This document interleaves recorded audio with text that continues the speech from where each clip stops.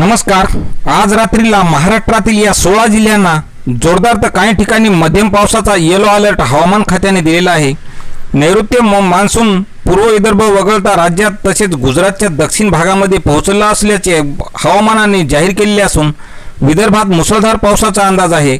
बुलढाणा, अकोला, वाशिम, यवतमाळ, अमरावती, वर्धा, चंद्रपूर, भंडारा, गोंदिया, गडचिरोली, नगर, पुणे, सोलापूर, धाराशिव या 16 जिल्ह्यात वादळी वाऱ्यासह जोरदार पावसाचा अलर्ट हवामान खात्याने दिलेला आहे।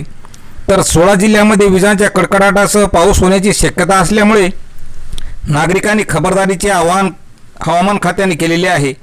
यामुळे शेतकऱ्यांनी आपली काळजी व आपल्या पाळीव प्राण्याची काळजी घ्यावी। मध्य महाराष्ट्रात नगर, पुणे, सोलापूर या जिल्ह्यांना सुद्धा येलो अलर्ट दिला असून नाशिक, सातारा, सांगली, कोल्हापूर या जिल्ह्यात हलक्या ते मध्यम पावसाच्या सरी पडतील।